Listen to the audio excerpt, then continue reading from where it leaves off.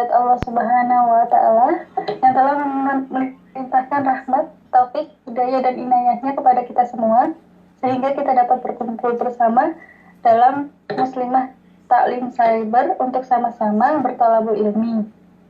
Tak lupa salawat serta salam kita junjungkan kepada Nabi besar kita Muhammad Sallallahu Alaihi Wasallam, keluarga dan para sahabatnya, dan semoga kita semua mendapat syafaatnya yaumil akhir nanti.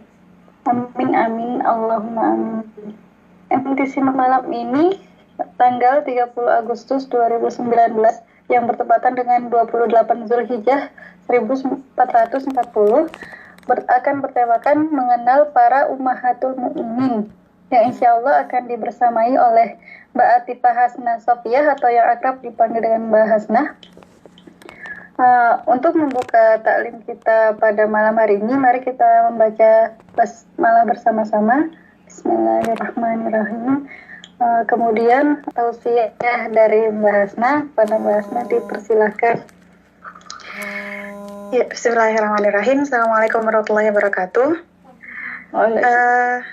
Iya, kedengeran ya Mbak suara saya? Kedengeran Mbak, kedengeran. Nggak putus-putus kan ya, insya Allah? Iya. Ya, Bismillahirrahmanirrahim. Innal hamdalillah nahmadu wa nasta'inu wa nastaghfiruh wa na'udzu billahi min syururi anfusina wa min sayyiati a'malina may yahdihillahu fala mudilla lahu wa may yudlil fala hadiya lahu. Asyhadu an la ilaha illallah wa asyhadu anna Muhammadan abduhu wa rasuluhu la nabiyya ba'da. Puji syukur kehadirat Allah Subhanahu wa taala yang telah memberikan kita segala kenikmatan sehingga kita dapat berkumpul meskipun via online begitu, yang insya Allah silaturahim ini tidak putus sampai jannahnya nanti insya Allah ya. Salam serta salawat semoga selalu tercurah kepada uswah kita Nabi besar Muhammad Sallallahu Alaihi Wasallam beserta keluarga, para sahabat dan para pengikutnya hingga akhir zaman nanti. Semoga kita termasuk dalam umatnya yang diberikan syafaat olehnya di yaumil akhir nanti, amin. Ya, mungkin sebelumnya perkenalan singkat ya, karena tak kenal maka tak aruf. Jadi sedikit, saya Hasnah, tinggal di Busan saat ini, menemani suami S2 kuliah. Kemudian insya Allah sedang mengandung usia 7 bulan, jadi doakan kakak bayinya diberikan kesehatan dan dijadikan jadi anak solihah, amin. Amin. Ya, mungkin langsung aja ya, saya diberikan amanah untuk menyampaikan sedikit beberapa poin mengenai ummahatul mukminin, dan di sini saya akan membagi menjadi 3 pokok. Yang pertama, saya akan bacakan biografi sedikit-sedikit tentang ummahatul mukminin atau istri-istri Rasul, kemudian keutamaan-keutamaan istri Rasul, dan kemudian yang terakhir adalah hikmah yang bisa kita ambil, yang bisa kita relate ke kehidupan kita sekarang saat ini. A'udzubillahi minasyaitonirrajim. النبي أولى بالمؤمنين من أنفسهم وأزواجه أمهاتهم وأولو الأرحام بعضهم أولى ببعض في كتاب الله من المؤمنين والمهاجرين إلا أن تفعلوا إلى أوليائكم معروفا كان ذلك في الكتاب مسطورا. Itu surat Al-Ahzab ayat 6, yang artinya Nabi itu lebih utama bagi orang-orang mukmin dibandingkan diri mereka sendiri, dan istri-istrinya adalah ibu-ibu mereka. Orang-orang yang mempunyai hubungan darah satu sama lain lebih berhak mewarisi dalam kitab Allah daripada orang-orang mukmin dan orang-orang muhajirin, kecuali kalau kamu hendak berbuat baik kepada saudara-saudaramu seagama. Demikianlah telah tertulis dalam kitab Allah. Jadi dalam Al-Ahzab ini sudah jelas bahwa yang disebut sebagai ummahatul mukminin atau ibunya orang-orang mukmin adalah para istri-istri Nabi. Yang kita ketahui, istri-istri Nabi ada 11 menurut pendapat terkuat, namun sebenarnya ada 2 yang lain, tetapi mereka ini belum pernah digauli oleh Rasul dan kemudian diceraikan, begitu sehingga dua yang ini tidak termasuk ke dalam ummahatul mukminin. Nah, kita akan mengenal satu persatu dari 11 ummahatul mukminin. Dan 11 istri-istri Nabi ini terbagi dari 3 suku. Yang pertama ada dari Quraisy, kemudian dari keturunan Arab, yang terakhir adalah dari Bani Israel. Mulai dari keturunan Quraisy, yang pertama Rasulullah nikahi adalah Khadijah binti Khuwailid radhiyallahu anha. Beliau adalah ibu dari anak-anak Nabi, satu-satunya istri Nabi yang memberikan Rasulullah keturunan begitu.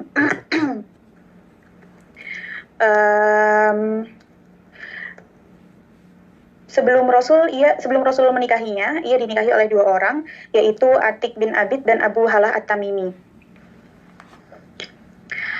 Jadi keutamaan Khadijah ini adalah Khadijah merupakan salah satu dari 10 orang pertama yang masuk Islam, wanita pertama yang masuk Islam begitu, dan sangat-sangat gigih membantu perjuangan Rasul.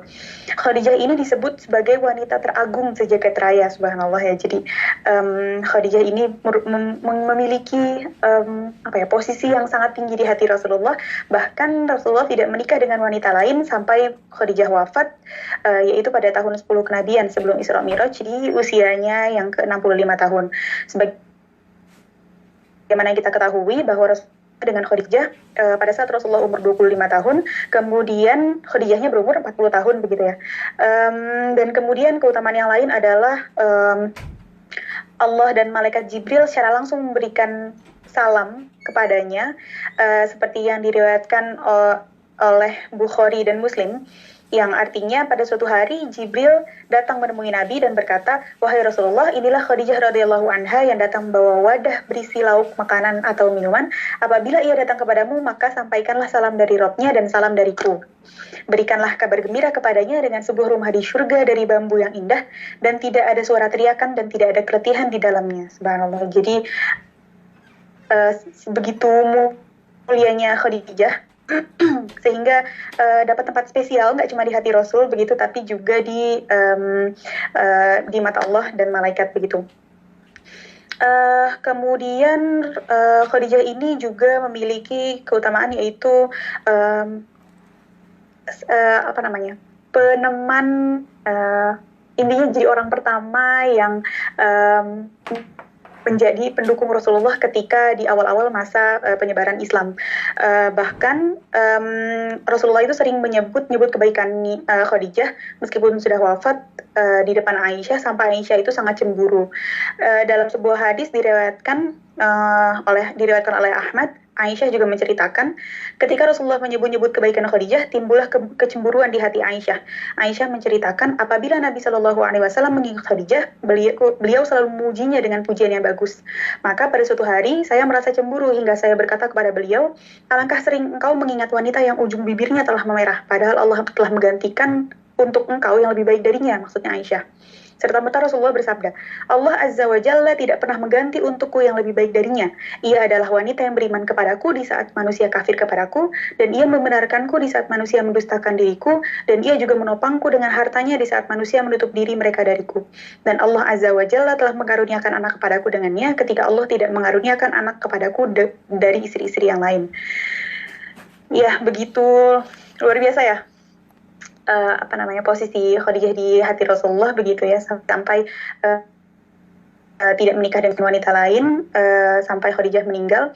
Maka kemudian juga setelah wafatnya Khadijah dan wafatnya keluarga Rasulullah yang lain, sampai-sampai disebut Amul Huzni begitu ya, tahun kesedihannya Rasulullah begitu, sampai ada sirahnya seperti itu gitu, karena memang sangat-sangat sedih ketika Rasulullah ditinggal oleh Sayyidina Khadijah radhiyallahu anha.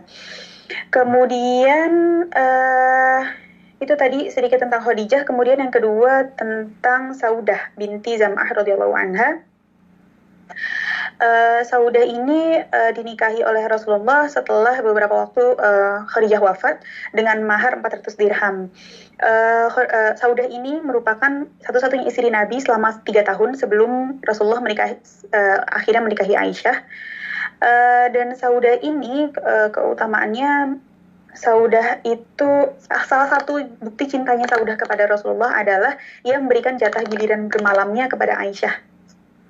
sebagaimana yang diriwayatkan dari Aisyah bahwa Saudah binti Zam'ah memberikan hak gilirnya kepada Aisyah sehingga Nabi bergilir pada Aisyah 2 kali, yaitu hari Aisyah dan hari Saudah gitu. Kemudian yang ketiga adalah Aisyah binti Abu Bakar. Aisyah binti Abu Bakar adalah satu-satunya istri Nabi yang kesuciannya diumumkan dari 7 lapis langit dan istri Nabi di dunia dan akhirat begitu. Beliau adalah satu-satunya juga istri Nabi yang dinikahi Rasulullah ketika masih gadis pada bulan Syawal sebelum 2-3 tahun, sekitar 2-3 tahun Rasulullah hijrah, pada saat usia 6 tahun, dan kemudian satu rumah dengan Rasulullah saat Aisyah berumur 9 tahun.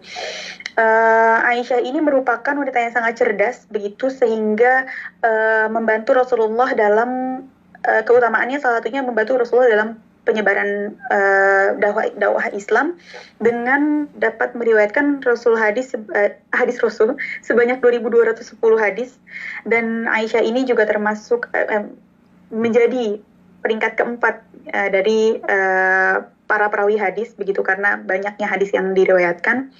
Kemudian Aisyah ini juga seperti yang kita tahu banyak kisah-kisah tentang Rasulullah dengan Aisyah yang menceritakan bahwa Rasulullah ini seseorang yang sangat yang senang bercanda dengan keluarganya, kemudian sangat-sangat menyayangi keluarga dan lain sebagainya. Itu dari kisah-kisahnya bersama Aisyah. Keutamaan Aisyah juga yaitu satu-satunya istri yang ketika Rasulullah sedang dalam selimut bersama turunlah wahyu dari Allah gitu, dan itu diriwayatkan dari hadis Bukhari. Kemudian Aisyah ini wafat pada tahun 58 Hijriah dan usianya yang ke-66 tahun. Selanjutnya yang masih dari Bani Quraisy ada Hafsah binti Umar. Hafsah binti Umar merupakan wanita yang cerdas, terkenal dengan binti Umar bin Khattab begitu ya. Wanita yang cerdas, giat membaca dan menulis semenjak kecil begitu. Kemudian dinikahi oleh Rasul pada tahun ketiga Hijriyah dengan mahar 400 dirham. Kemudian Hafsah ini dikatakan oleh Jibril sebagai ahli puasa dan sholat. Ia adalah istrimu di surga, katanya Jibril kepada Rasul dalam hadis riwayat Abu Daud dan Ibnu Majah. Kemudian Hafsah juga menjadi rujukan dalam masalah hadis-hadis dan ibadah dan berhasil meriwayatkan sebanyak 60 hadis Rasulullah. Dan kemudian Hafsah ini juga diamanahkan sebagai penjaga lembaran-lembaran Al-Quran yang ditunjuk oleh Abu Bakar pada saat kekhalifahan Abu Bakar. Hafsah wafat pada tahun 41 Hijriah. Kemudian yang kelima, Ummu Salamah binti Abu Umayyah yang dinikahi pada tahun keempat Hijriyah setelah ditinggal wafat oleh suaminya, yaitu Abu Salamah yang wafat dalam perang Uhud. Jadi Ummu Salamah ini terkenal dengan kesabaran dan ketabahannya begitu, kemudian terkenal juga dengan parasnya yang cantik jelita, pikiran yang kuat, pandangan yang cerdas, yang sampai-sampai setelah wafatnya Abu Salamah dipinang oleh Abu Bakar, ditolak, kemudian dipinang oleh Umar, ditolak lagi. Namun ketika Rasulullah meminang tidak ditolak gitu ya. Kemudian dapat meriwayatkan 378 hadis dan wafat pada tahun 61 Hijriah. Kemudian yang keenam adalah Ummu Habibah atau Ramlah binti Abu Sufyan. Dinikahi oleh Rasul dengan keadaan berjarak begitu karena Ummu Habibah itu posisinya ada di Habasyah. Dan kemudian dengan mahar yang diberikan oleh Raja Najasyi, melalui Raja Najasyi maksudnya, dengan mahar sebesar 400 dinar. Nah, Ummu Habibah atau Ramlah ini dapat meriwayatkan sebanyak 65 hadis dan wafat pada tahun 44 Hijriah. Kemudian istri Nabi yang lain yang berasal dari kalangan yang lain, yaitu kalangan Arab. Yang pertama ada Zainab binti Khuzaimah, atau istri yang ketujuh ya berarti, Zainab binti Khuzaimah. Zainab ini dinikahi Rasul setelah suaminya, yaitu Abdullah bin Jahsy, wafat pada perang Uhud. Diberi gelar dengan Ummu Masakin karena banyak memberi makan orang-orang miskin. Jadi sangat-sangat terkenal, bahkan sampai-sampai dikenal orang-orang miskin itu berlindung di balik punggungnya begitu ya, karena terkenal dengan Ummu Masakin itu. Kemudian wafat pada tahun 4 Hijriyah, selang dua bulan pernikahannya bersama Rasul. Jadi memang usia pernikahannya dengan Rasul itu tidak lama, hanya 2 bulan saja. Kemudian Allah panggil terlebih dahulu. Kemudian yang selanjutnya adalah Zainab binti Jahsy. Zainab ini merupakan putri dari bibinya Rasulullah SAW. Pernikahannya dengan Rasul itu setelah diceraikan oleh anak angkat Rasul, yaitu Zaid bin Harithah pada tahun kelima. Jadi pernikahannya juga Rasulullah yang Rasulullah yang menjodohkan. Tapi kemudian ternyata selama pernikahannya itu terjadi konflik-konflik rumah tangga begitu, yang sampai akhirnya memuncak. Dan pada awalnya Rasulullah masih meminta Zaid untuk bersabar dan untuk meneruskan pernikahannya dan lain sebagainya. Namun ternyata sudah tidak bisa diteruskan lagi, sehingga akhirnya diceraikan oleh Zaid bin Harithah. Namun kemudian dinikahkan langsung oleh Allah kepada Rasulullah, dan itu ada di surat Al-Ahzab ayat 37. Kemudian Zainab binti Jahsy ini merupakan istri Rasul yang paling panjang tangannya, dikenal sebagai yang paling panjang tangannya karena kebaikannya pada orang lain, dan juga yaitu suka bekerja dan bersedekah. Ada di hadis riwayat Muslim. Dan Zainab ini merupakan istri yang pertama kali menyusul setelah Rasulullah wafat begitu. Jadi dibandingkan istri-istri lainnya, Zainab itu yang lebih dahulu menyusul. Beliau juga sebuah perawi hadis yang tadi menikah 2 bulan, itu Zainab binti Khuzaimah. Yang ini Zainab binti Jahsy. Jadi ada 2 yang namanya Zainab. Kemudian Zainab binti Jahsy ini wafat pada tahun 20 Hijriyah. Selanjutnya dari kalangan Arab, yang ke-9 istri Rasul adalah Juwairiyah binti Al-Harith Al-Khuzaiyah. Juwairiyah binti Al-Harith. Beliau adalah wanita tawanan perang pada Bani Mustalik. Kemudian Rasulullah membebaskannya dan menikahinya pada tahun 6 Hijriah. Wafat pada tahun 56 Hijriah di Madinah. Jadi karena beliau ini adalah tawanan perang, dan kemudian dinikahkan oleh Rasul, sehingga pernikahannya ini membuat kaum muslimin membebaskan 100 tawanan perang lainnya, karena mereka telah menjadi kerabat Nabi setelah Juwairiyah ini menikah dengan Nabi. Inilah salah satu keberkahan Juwairiyah bagi kaumnya begitu. Kemudian selanjutnya Maimunah, yang ke-10 ada Maimunah binti Al-Harith Al-Hilaliyah. Wanita ini adalah wanita yang terakhir dinikahi Rasulullah pada tahun ke-7 Hijriyah di Sarif saat umroh qadha. Wanita ini terkenal dengan wanita yang paling bertakwa dan paling kuat menjaga silaturahim antar kami, kata Aisyah radhiyallahu anha. Kemudian wafat pada tahun 51 Hijriyah di Sarif. Kemudian yang selanjutnya adalah yang terakhir, yang ke-11 Sofiyah binti Huyai. Ini satu istri Nabi yang berasal dari Bani Israel. Sofiyah ini merupakan terkenal sebagai keturunan salah satu istri Nabi yang merupakan keturunan Nabi, kemudian pamannya juga Nabi, yang kemudian menikah juga dengan seorang Nabi begitu. Keturunan dari Nabi Harun, pemimpin terbesar kaum Yahudi saat itu. Ayah si Sofiyah ini kan Sofiyah binti Huyai. Huyai ini merupakan pimpinan terbesar kaum Yahudi saat itu, dan kemudian setelah berperang, Sofiyah menjadi salah satu tawanan perang, dan Rasulullah membebaskannya, dan pembebasan status tawanan perang ini dijadikan maharnya oleh Rasul. Dalam hadis riwayat Muslim dikatakan seperti itu, dan kemudian menjadi berita besar bagi masyarakat Madinah begitu ya, karena Rasulullah telah menikahi seorang wanita yang cantik, cerdas, dan berketurunan mulia begitu. Kemudian dinikahi Rasul setelah perang Khaybar pada tahun ke-6 Hijriyah, dan telah membantu meriwayatkan hadis juga. Wafat pada tahun 50 Hijriyah. Sofiyah ini karena keturunan mulia begitu ya, nasabnya baik, sehingga harta peninggalannya itu sangat-sangat banyak, kurang lebih 100.000 dirham, atau kalau saat ini mungkin sekitar 3 miliar rupiah. Kemudian itu tadi ya 11 istri-istri Nabi, sedikit biografinya, mungkin poin-poinnya aja yang bisa yang bisa saya sampaikan.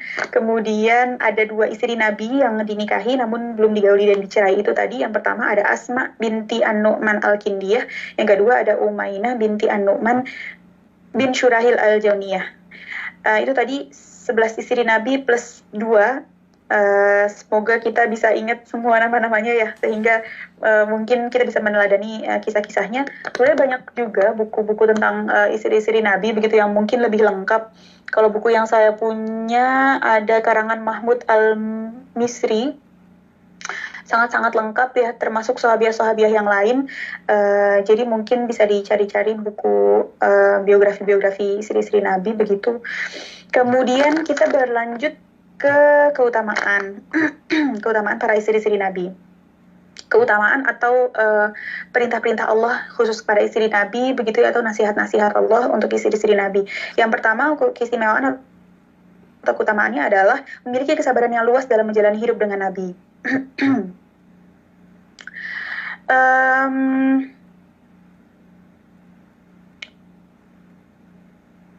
Jadi istri-istri Nabi ini juga merupakan manusia biasa ya, bukan malaikat gitu, sehingga mereka pun pernah berbuat khilaf sebagaimana wanita-wanita yang lainnya.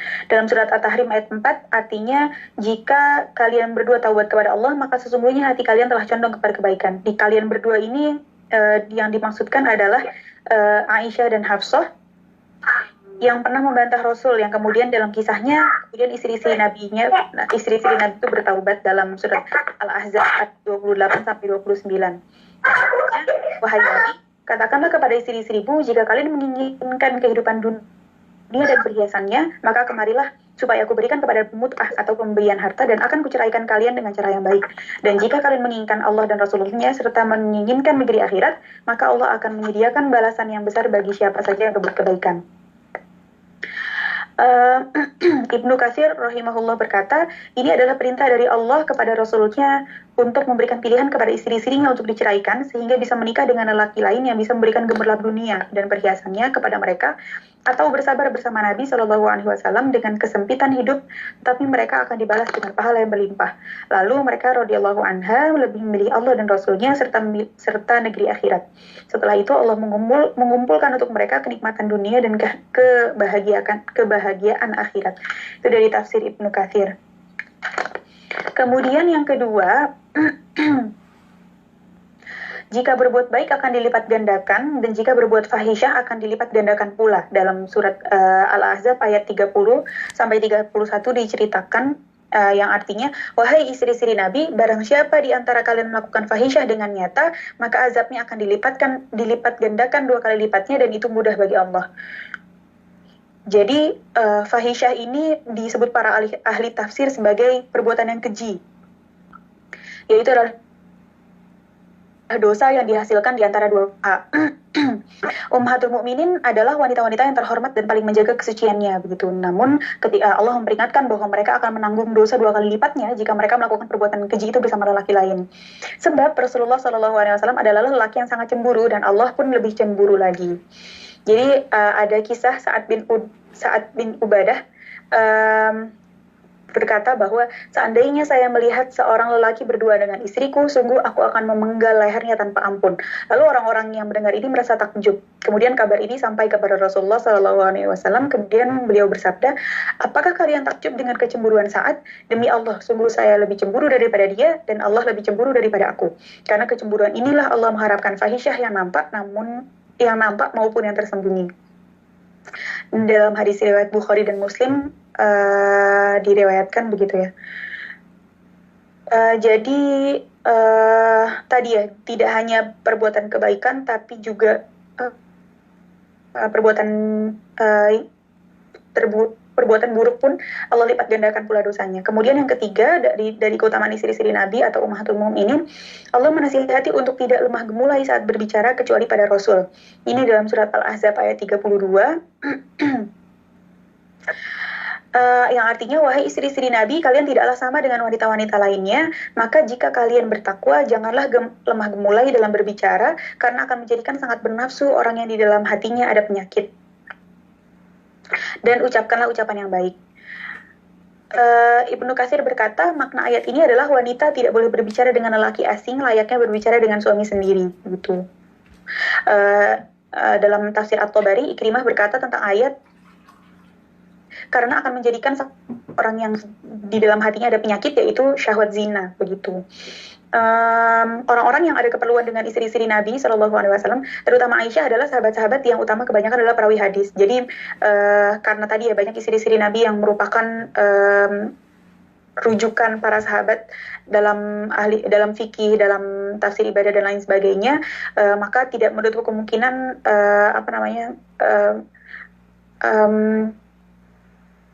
sahabat-sahabat ini mencari tahu langsung dari sumbernya gitu, dari istri Nabi, salah satunya yaitu Aisyah, karena telah meriwayatkan banyak hadis. Namun Allah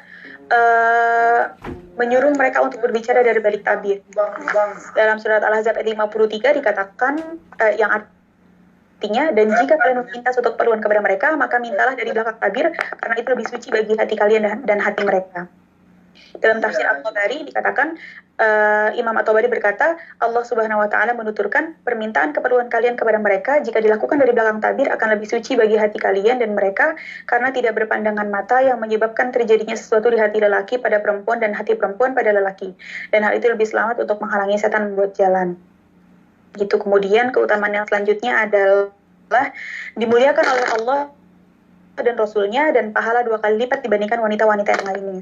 Ini juga dalam surat Al-Ahzab ayat 31 sampai ayat 32, yang artinya, wahai istri-istri Nabi, kalian tidak seperti wanita-wanita yang lainnya jika kalian bertakwa. Kemudian dan barang siapa di antara kalian, wahai istri-istri Nabi, tetap taat kepada Allah dan Rasulnya dan mengerjakan amalan solih, niscaya kami akan memberikan kepadanya pahala 2 kali lipat dan kami menyediakan baginya rizki yang mulia. Kemudian keutamaan berikutnya adalah tidak boleh dinikahi sepeninggal Rasulullah SAW dalam surat Al-Ahzab ayat 33, dan kalian tidak boleh kalian menyakiti hati Rasulullah, dan tidak boleh pula menikahi istri-istrinya selama-lamanya sesudah ia wafat. Sesungguhnya perbuatan tersebut sangat besar dosanya di sisi Allah. Imam Al-Qurtubi berkata, Allah memuliakan istri-istri Nabi dengan menjadikan mereka sebagai ummahatul mukminin atau ibundanya orang-orang beriman, yaitu atas wajibnya memuliakan, berbuat baik dan mengagungkan mereka, serta kaum laki-laki diharamkan untuk menikahi mereka. Itu tadi keutamaan-keutamaan yang mungkin dapat disingkat begitu. Mungkin sangat banyak keutamaan-keutamaan istri Nabi yang lain begitu, namun ada salah 5 yang dapat saya persingkat begitu.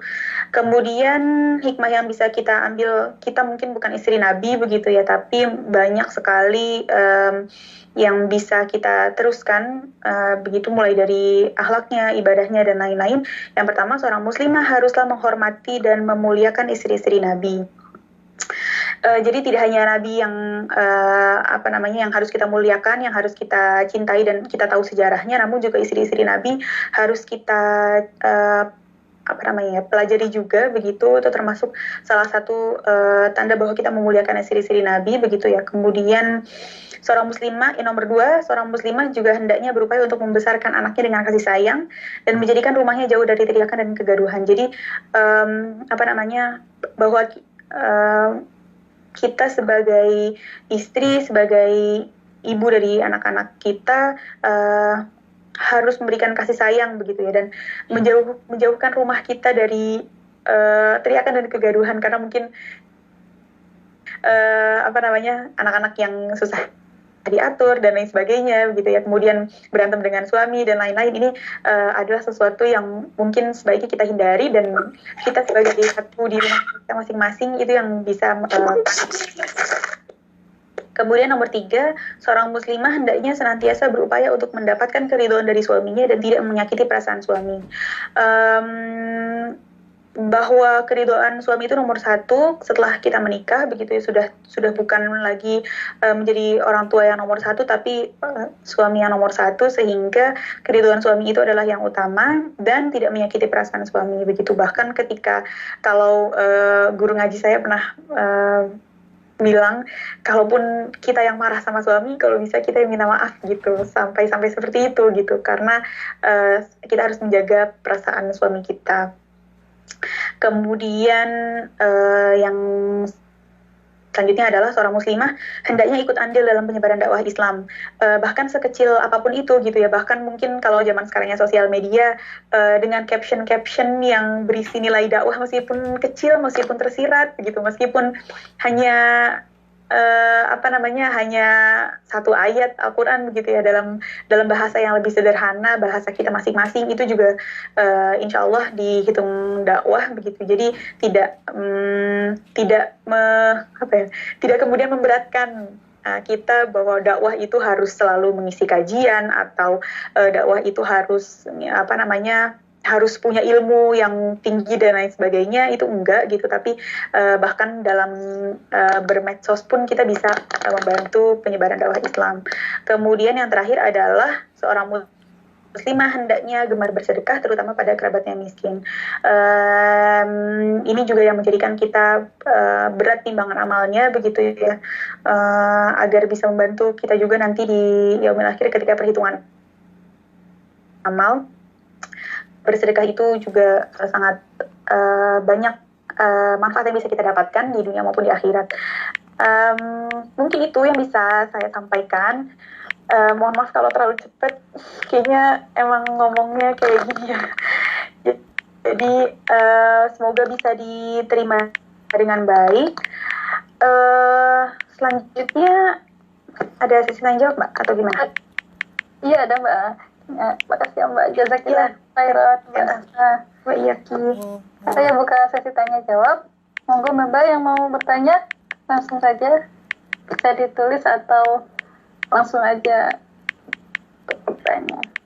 Mbak, mungkin disclaimer ya, ini kayaknya lebih enak sesi diskusi kali ya, maksudnya siapa tahu ada Mbak juga yang mau menyampaikan pendapatnya gitu. Oke, siap ya, dibuka sesi. Oke. Kita sharing lah, barangkali ada Mbak juga yang tahu nih soal Ummahatul Mukminin, boleh bagi-bagi ilmu. Ada yang minta Mbak boleh fotoin tadi bukunya. Oke, bentar dulu.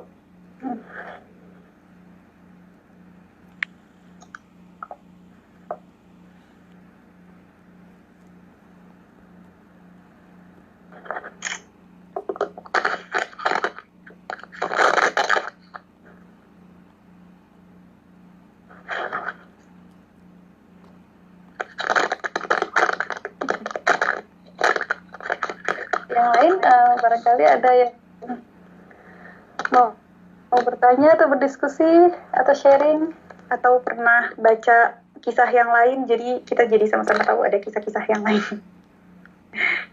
Saya juga Mbak. Mbak, saya mau tanya sih Mbak, saya dulu nih. Mbak. Itu Mbak yang dua istri Nabi yang diceraikan sebelum digaul itu gimana ya Mbak, cerita apa sih? Mungkin detailnya kenapa diceraikan gitu. Pernah dengar sih tapi cuma sekilas-sekilas aja, belum tahu gitu. Sama sih sebenarnya, cuma di sini dari sumber yang aku baca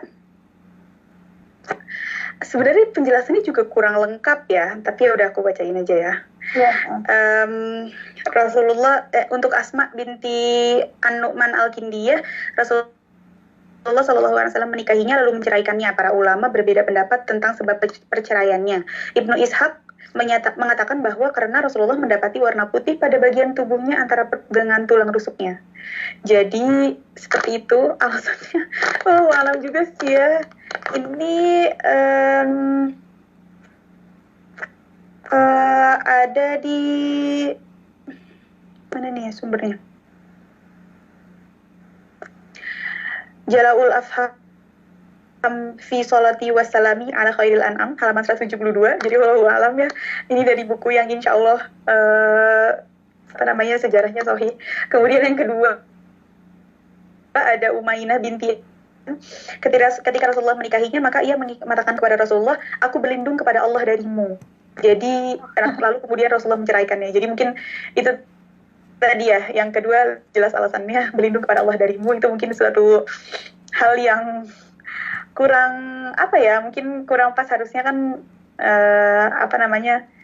kita nggak kayak gitu ya, berlindung pada Allah karena menikah dengan Rasulullah kan.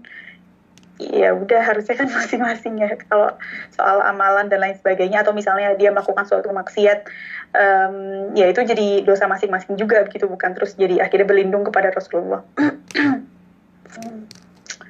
Gitu. Ya, yang saya pernah dengar tuh yang Asma itu pertama katanya ada luka di tubuhnya, tapi kok sebelumnya tidak diberitahu gitu sih. Ada ketidakjujuran. Iya benar itu. Itu bukunya udah saya share ya. Ada series pertama dan kedua. Iya Mbak, kasih ya Mbak. Iya, sama-sama. Ada yang ingin bertanya? Mbak.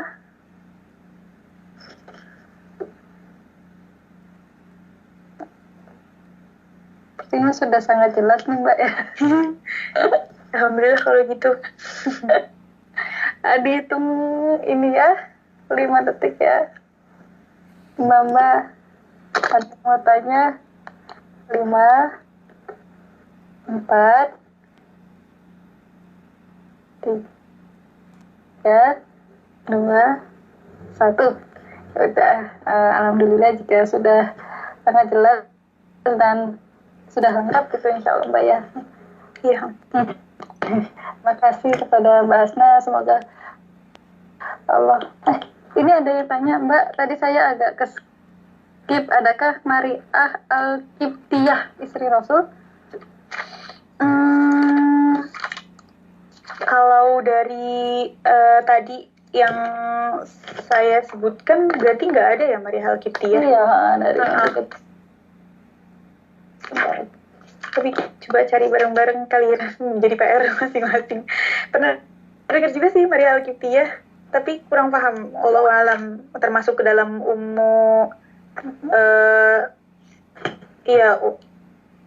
Ummahatul Mu'minin atau tidak. Tapi enggak sih, berarti kalau dari yang pendapat terkuat itu kan 11 tadi ya. Itu kata Mbak Ana, iya ibunya Ibrahim. Ibunya Ibrahim bukannya yang meninggal. Iya, beliau melahirkan satu putra namanya Ibrahim. Oh iya, tapi budak ya. Mungkin jadi tidak termasuk kali ya. Kan kalau selir-selirnya Rasulullah juga sebenarnya ada ya yang lain. Tapi jadi tidak termasuk ke dalam Ummahatul Mukminin itu tadi. Jadi dari kalangan hamba sahaya juga ada gitu yang jadi istri Nabi. Maksudnya yang digauli oleh Rasul itu juga ada.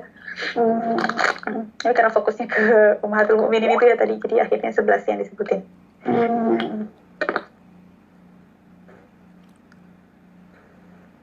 Ini ada sharing dari Mbak-mbak ya. Iya. Mariah, suka hadiah dari Raja Mesir.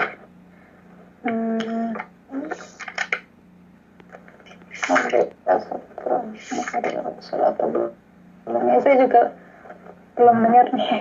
Ini ada Mbak-mbak yang tahu kisah lengkapnya bisa sharing. Iya Mbak.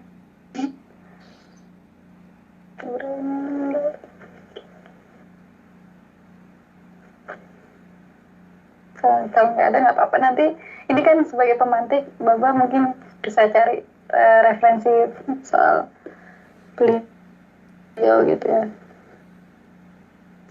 entah ibunya Ibrahim ini Mariah Al-Qibtiyah. Oke, ada yang mau didiskusikan lagi?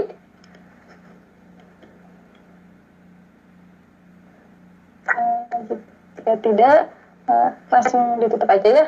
Terima kasih banyak kepada Mbak Hasna. Jazakillahu khairan katsir. Semoga Allah membalas dengan sebaik balasan. Saya akhiri dengan doa kafaratul majlis. Subhanakallahumma wa bihamdika Asyhadu an la ilaha illa anta astaghfiruka wa atubu ilaik. Terima kasih kepada para peserta yang telah hadir. Mohon maaf jika banyak salah dari saya dan tim MTC. Wassalamualaikum warahmatullahi wabarakatuh. Waalaikumsalam.